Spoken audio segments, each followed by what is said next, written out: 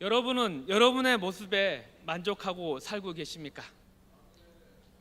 사람이 나이가 들면 얼굴에 책임을 져야 한다고 하는데 여러분은 어떻습니까? 일을 마치고 저녁에 샤워하려고 할 때 거울 앞에 서 보신 적이 있죠? 어떤 모습으로 보이십니까? 저도 주일 저녁에 모든 일과를 마치고 거울 앞에 서면 얼굴에 피곤이 써 있습니다. 그럴 때면 주님, 오늘 또 신나게 달렸습니다. 주님, 피곤해요, 피곤해요, 회복시켜 주세요. 그렇게 기도를 하고 씻고 잡니다. 참 생각해 보면 거울 속에 많은 모습들이 있었던 것 같습니다. 한참 자라나던 10대, 거울 앞에서 알통을 뽐내고 식스팩을 보면서 지금은 어디 가 있는지 모르겠지만 우쭐우쭐 했던 적도 있습니다. 코 밑에 솜털을 만지면서 이제 면도해야겠네, 다 컸어, 멋져, 이랬던 적도 있습니다. 여자분들은 어떻습니까? 깨끗하게, 맑게, 자신 있게 다 이루어졌죠. 하지만 이런 때도 잠시 조금 더 나이가 들어서 세상과 벗하고 살 때는 다른 모습이었던 것 같습니다. 늘 피곤해 쩔어 있었습니다. 혹시나 저녁에 회식이나 접대가 길어지면 그냥 새벽에 들어와 쓰러져 자기 바빴고, 아침에 겨우 눈 뜨고 씻으려고 거울을 보고 있으면 얼굴은 퉁퉁 부어있죠. 눈은 다크서클이 내려왔죠. 살은 축 처져 있어서 과연 거울에 비친 내 모습이 사람인지 돼지인지 분간이 안 됩니다. 그뿐입니까?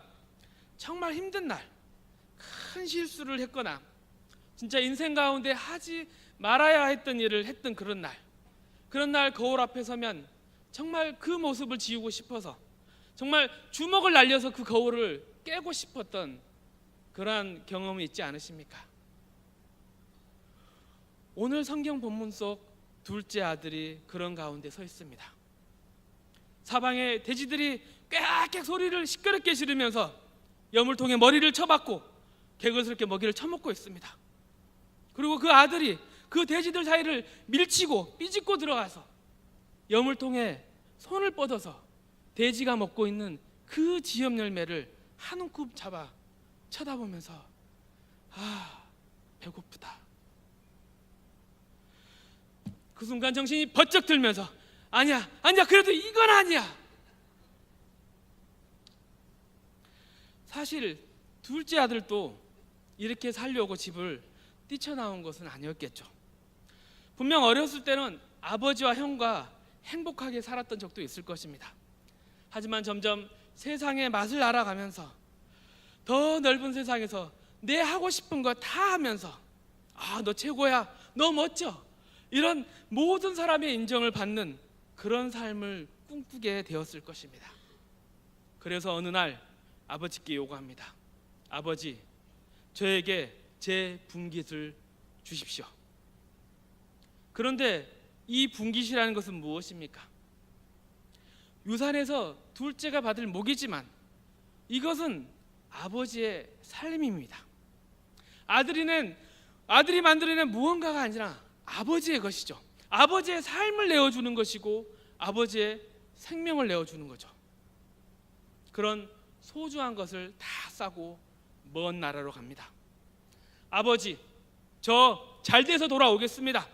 아버지 보시기에 세상 사람들 보기에도 진짜 멋진 그런 성공 꼭 보여드리겠습니다. 그런데 이게 뜻대로 되지가 않죠. 왜요? 여러분, 세상에 모든 사람이 인정하는 성공이라는 게 존재합니까? 오늘 여러분이 하루 열심히 살았다고 멋지다고 세상에서 박수를 쳐 주었나요? 아니요.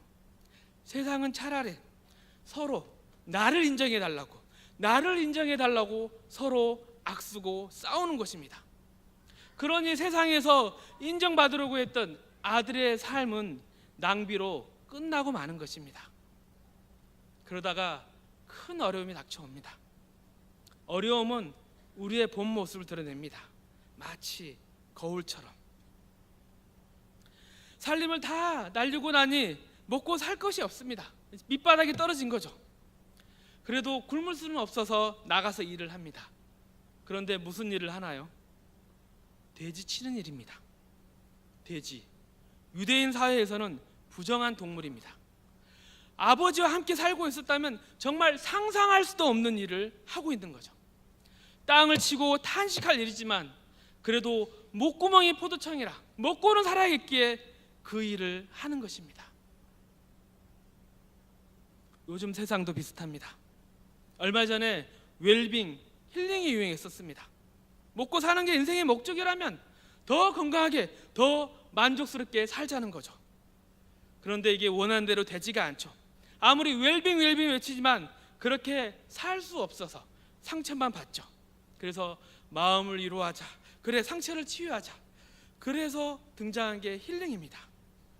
그런데 돼지우리 같은 이 각박한 현실이 이것마저도 허락하지 않습니다.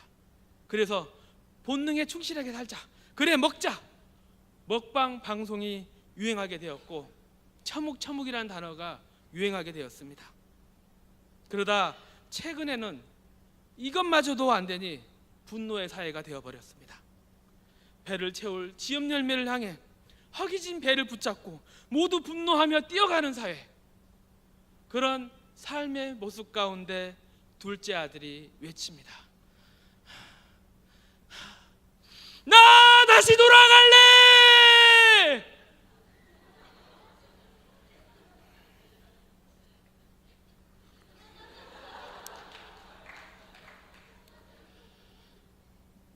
집으로 돌아오는 둘째 아들, 그 발걸음이 가볍지가 않습니다. 품꾼도 배불리 먹는 그 집으로 돌아가는데 마음이 무겁죠. 왜요? 부모를 공경하라는 하나님 말씀 깡그리 무시했죠. 아버지 생명과도 같은 그 살림 다 날려 먹었죠. 사실 아들이 부모 자식 관계를 끊어버린 거죠. 그래서 아버지에게 넌 죽은 자식이야, 내게 없는 자식이야 라는 소리를 들어도 싸다고 생각하면서 그 무거운 마음에 그저 품꾼 하나로 받아주길 원하면서 터벅터벅 집으로 돌아갑니다. 집으로 돌아가는 길, 아직 집이 멀었는데도 저 멀리서 달려오는 아버지의 모습이 보이는 거예요. 아버지 저 여기 있어요 라고 손을 내밀면서 나도 달려가고 싶은데 참 마음 가운데는 어떤 마음으로, 어떤 말로 아버지를 만나야 하나, 그 부끄러움과 수치로 고민을 하는데 아버지가 내 앞에 서시더니 와락 목을 껴안고 입을 맞추는 것입니다. 순간 마음 모든 것이 녹아져 내리고 뜨거운 눈물이 쏟아져 내립니다. 아버지 제가 잘못했어요. 아버지 제가 잘못했어요. 한참을 아버지 품에 기대어서 그렇게 눈물 콧물 다 쏟은 후에야 숨을 고르고 아버지의 눈을 바라보면서 고백을 합니다. 아버지, 내가 하늘과 아버지께 죄를 지었사오니 아버지의 아들이 아닙니다. 그러나 그 뒤의 말, 나를 품꾼으로 여기소서라는 말을 잊지를 못합니다. 왜요? 이미 아버지가 나를 아들로 받아주셨기 때문입니다. 아들이 무슨 일을 했건 어떠한 모습이든 아버지에게는 그냥 돌아온 아들이었습니다. 아버지의 따뜻한 음성이 들립니다. 너는 내 아들이야. 너는 내 아들이야. 죽었다 살아난 내 아들이야. 잃었다가 다시 찾은 내 소중한 아들. 그러면서 가장 좋은 옷으로, 가장 좋은 신발을 입히시고 손에는 자랑스러운 내 아들 하시면서 가락지를 끼워 주시는 것입니다. 둘째 아들, 그 아들이 그리 세상에서 찾고 다니던 그 목말라든 그 모든 것이 아버지의 품에 모두 있었습니다. 아버지와의 입맞춤 가운데 있었습니다. 여러분은 무엇을 원하십니까? 무엇을 찾고 계십니까? 오늘 하루 무엇을 향해 열심히 뛰셨습니까? 하나님의 자녀로 멋지게 사셨습니까? 아니면 혹시 지엽 열매를 손에 쥐기 위해 발버둥 치시진 않으셨습니까? 삶이 좀 나아졌는데도 늘 마음이 팍팍하고 힘든 이유는 무엇입니까? 환경이 힘들었는데도 행복했었던 이유는 무엇입니까? 아버지께로 돌아오십시오. 하나님 아버지께로 돌아오십시오. 아버지 안에 모든 것이 있습니다. 아버지는 아들에게 이것 줄게 저것 줄게 따지지 않습니다. 아버지 안에 있는 모든 것이 아들의 것입니다. 내 아버지 하나님은 나를 나 자신보다 더 잘 아시고 내게 필요한 것, 내가 무엇을 해야 진짜 좋고 행복한 것인지를 모든 것을 잘 아시는 나를 지으신 아버지입니다. 아버지 품에 안겨보십시오. 모든 것을 누릴 수 있습니다. 배고프시나요? 저도 보통 설교가 있는 날이면 식사를 거를 때가 있습니다. 이럴 때 가장 생각나는 메뉴는 김치찌개입니다. 어머니가 끓여주셨던 뚝배기에 보글보글, 가끔은 큰 양푼에 김치를 송송 썰어서 돼지고기를 듬뿍듬뿍 썰어 넣어서 온 가족이 둘러앉아 먹던 그 김치찌개. 한참 연구를 했어요. 어떻게 하면 그 김치찌개를 다시 먹어볼까? 저희 아내가 요리에 대한 열정이 있어요. 그래서 인터넷에서 그 비법을 찾아보고 또 같이 다니면서 맛있는 집에서 먹어보고 그 비법대로 끓여보는데 계속해서 뭔가 부족해요. 그러다 장수교구 저희 어머니들에게 여쭤봤어요. 어떤 답이 나왔을까요? 다시다를 쳐야 돼. 다시다를 한 스푼 쳐야 돼. 허걱. 남편 몸 생각하면서 조미료 안 쓰는 아내가 씩 웃으면서 그럼 우리도 넣어볼까요? 그래서 당장 다시다를 사다가 넣어서 끓여봤습니다. 이럴 수가. 그 맛이 나는 거예요. 고향의 맛 다시다, 어머니의 손맛 다시다. 참 천국에 계신 어머니 이러실 수 없습니다. 그래서 그 김치찌개를 상에 올려놓고 5 식구가 옹기종기 둘러앉아서 맛있게 먹었습니다. 맛있는 김치찌개, 그것은 온 가족이 둘러앉아서 함께 먹는 김치찌개, 그게 가장 맛있는 김치찌개입니다. 인생의 행복은 관계에 있습니다. 서로의 깊은 교제 가운데 있는 것입니다. 행복하기를 원하십니까? 하나님과 예배로, 말씀으로, 기도로 깊은 교제 가운데 들어가 보십시오.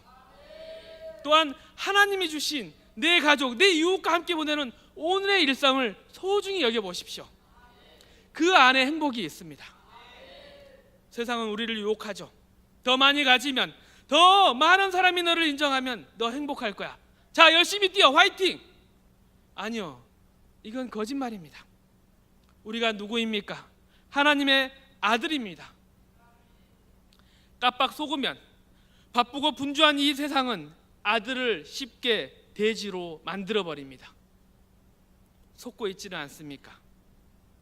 우리는 아버지 한 분만으로 모든 것을 가진 행복한 아들입니다. 그리고 하나님 아버지는 이 아들의 행복을 주시기 위해, 우리가 돌아올 길을 열어주시기 위해 십자가의 예수님을 내어주셨습니다. 우리가 돌아온 그 길은 십자가의 예수가 몸 찢고서 피 쏟아서 낸 은혜의 길인 것입니다. 이런 하나님의 마음과 예수의 사랑이 당신을 부르고 있습니다. 아버지께로 돌아오십시오. 멀리 나가서 후회하지 말고, 눈물 쏟지 말고, 인생 낭비하지 말고 지금 하나님 붙드십시오. 하나님이 위로해 주실 것입니다. 채워 주실 것입니다. 회복시켜 주실 것입니다. 또한 우리가 무엇을 위해 살아가야 될지, 또 어떻게 살아야 행복한 것인지 보여주실 것입니다. 계속 배고프시죠? 빨리 집에 와서 김치찌개 끓여 드시고 싶죠? 얼마 전에 수원 왕갈비를 먹었습니다. 수원에서 제일 맛있고 크고 유명한 집에서 먹었습니다. 물론 제 돈으로 먹지는 않았습니다. 저희 교회 부목사님의 아버님께서 사주셨는데 너무 맛있었습니다. 또 이 아버님도 이름만 대면 모두가 아시는 목사님이세요. 아들과 다른 부목사님들을 섬기신다고 함께 식사를 하게 됐는데, 식당에 앉아서 자리를 잡았는데 아버님이 여기 앉으시고, 또 그 아들 되시는 목사님이 앞부분에 앉으시고, 제가 이제 왼쪽 편에 이렇게 셋이 한 테이블을 앉게 되었습니다. 고기가 들어와서 이제 제가 집게를 듣고 구우려고 했는데 오늘은 잘 섬기겠다고 아버지 목사님이 고기를 굽기 시작했습니다. 이제 이야기를 서로 나누는데 먼저 노예 이야기가 나왔습니다. 노예 기간이 되면 대부분의 목사님이 바쁘세요. 또 아버님 목사님도 노예에서 중요한 위치에 계신지라 본인도 바쁘신데 정말 급한 약속이 있다고 해서 나오셨다는 거예요. 그러자 아들 목사님 말씀이 그게 바로 아들이라고, 그게 바로 아들이라고. 무슨 다른 이유가 필요합니까? 아들이 고기 먹고 싶다는데 육신의 아버지가 이리 달려오신 것입니다. 내 마음의 소원, 내 중심을 다 아시는 하나님 아버지는 어떻겠습니까? 다 주고 싶어 하십니다. 정말 모든 것을 다 내어주시고 싶어 하십니다. 물론 제가 수원 왕갈비 먹고 싶다고 콕 집어서 기도한 건 아닙니다. 하나님, 제가 힘들어요, 회복시켜 주세요. 정말 그 기도에 응답해 주시는 것처럼 아버지 목사님을 통해서 저에게 고기를 구워 주시는 것 같았습니다. 아유, 할렐루야. 고기가 웬만큼 익어서 이제 먼저 아버지 목사님이 젓가락 드시기를 이제 기다리는데 본인은 이미 먹었다고 하면서 들라는 것이었습니다. 그래서 감사한 마음으로 고기를 연신 먹으면서 옆자리에서 아버지 목사님의 고기 굽는 모습을 쳐다봤습니다. 여러분, 왕갈비에 왜 이렇게 큰 갈비뼈가 붙어 있는 줄 아십니까? 뜯을 것도 없이 깨끗하게 발라진 왕갈비가 붙어 있습니다. 그 뼈가 붙어 있습니다. 이건 익은 고기를 올려두기 위한 것이었습니다. 고기를 받아서 우선 초벌로 앞뒤로 굽습니다. 육즙이 빠지지 않도록 칙 배고프시죠?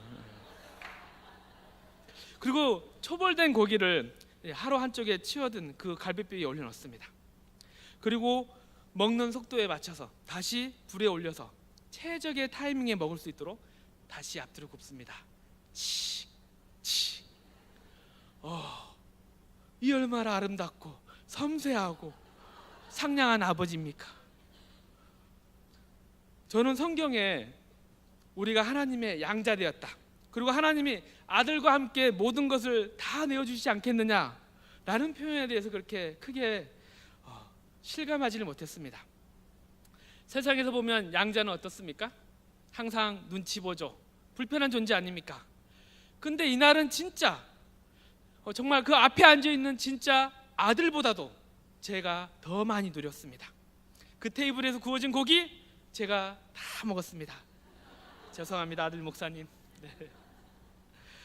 정말 진짜 아들인 예수님을 내어주고 원수였던 진노 가운데 있었던 나를 양자 삼아주시고 양자에게 모든 것을 내어주시는 그 하나님의 마음을 누렸습니다. 하나님 아버지, 감사합니다. 감사합니다. 그렇게 고기를 먹으면서 제가 아버지 목사님께 여쭤봤습니다. 혹 아들에게 해주고 싶은 조언이 있으신지요? 그러자 아들이 인간적인 목사가 되었으면 합니다. 그게 무슨 말일까요? 좀 더 성도들에게 주고 싶어하는, 줄 알고 베풀 줄 알고 섬길 줄 아는 목사가 되었으면 합니다. 예수님께서도 우리에게 생명을 주시고 생명을 더 풍성히 누리게 해주시길 원하셔서 십자가 육체의 고통, 제자들의 배신, 하나님 아버지와의 그 단절의 고통을 아시면서도 십자가에 달려 죽으셨습니다. 더 죽으시기 위해, 더 주시기 위해 이 땅에 성육신 하셨습니다. 그런 조언을 듣다 보니 지난주 큐티 말씀이었죠. 요한복음 21장 베드로와 예수님의 그 조반, 그리고 그 대화가 묵상이 되면서 정말 주님의 은혜가 마음속에 절절히 젖어 들어오는 것이었습니다. 주님께서 오늘 나를 귀한 것으로 먹이시고 회복시키시고 제게 직접 말씀해 주시는 것 같았습니다. 내가 너를 사랑한다. 내가 너를 사랑한다. 너도 나를 사랑하니 그럼 나의 양을 쳐라. 내 양에게 너의 생명을 내어줄 수 있겠니? 내가 너를 위해 준 것처럼 내 양을 먹이라. 정말 나를 하나님의 자녀로 세워주신 그 큰 은혜 베풀어 주시고, 또 앞으로 내가 무엇을 향해 어떻게 살아야 할지 가르쳐 주시고 격려해 주시는 아름다운 천국 잔치였습니다. 여러분은 오늘 하루 그리고 앞으로의 삶 가운데 지업 열매를 쫓아서 내 자신의 욕망을 위해 사는 그런 돼지로 살기를 원하십니까? 아니면 하나님 나라를 누리며 나누는 아들로 살기를 원하십니까? 이제 돌아오십시오. 하나님의 품이 기다리고 있습니다. 이제 돌아와서 나를 아들로 회복시키시는 그 크고 놀라운 아버지의 사랑 가운데 들어가 보십시오. 느껴보십시오. 체험해 보십시오. 간절한 아버지의 마음을. 아들은 언제 행복합니까? 아버지와 함께 있을 때 행복한 것입니다. 아버지의 일을 할 때 행복한 것입니다. 복음을 전하고 나눌 때 가장 행복합니다. 각자의 삶의 모습과 처지, 그 방법은 좀 다를지 몰라도 우리는 아버지의 마음을 따라서 대계명과 대사명을 향해 달려갈 때 가장 행복합니다. 하나님의 품 안에서 예수 십자가 복음을 전하고 사는 행복한 아들의 삶 되시기를 축복합니다. 행복한 사람들의 봄 전도 축제가 진행되고 있습니다. 그리고 곧 가정의 달 5월입니다. 우리의 가족 중에, 가까운 이웃 중에 아직도 돌아와야 할, 아버지의 품으로 돌아와야 될 하나님의 아들들이 있습니다. 또한 하나님의 아들이지만 허망한 지업 열매를 쫓아 살아가는 안타까운 분들도 있습니다. 그들에게 돌아오기를 간절히 바라는 하나님의 마음을 전해 주십시오. 회복을 주시기 원하는 아버지의 마음을 전해 주십시오. 그래서 모두 다 하나님 아버지의 식탁에서 풍성한 천국 잔치를 누리는 행복한 삶 되시기를 축복합니다.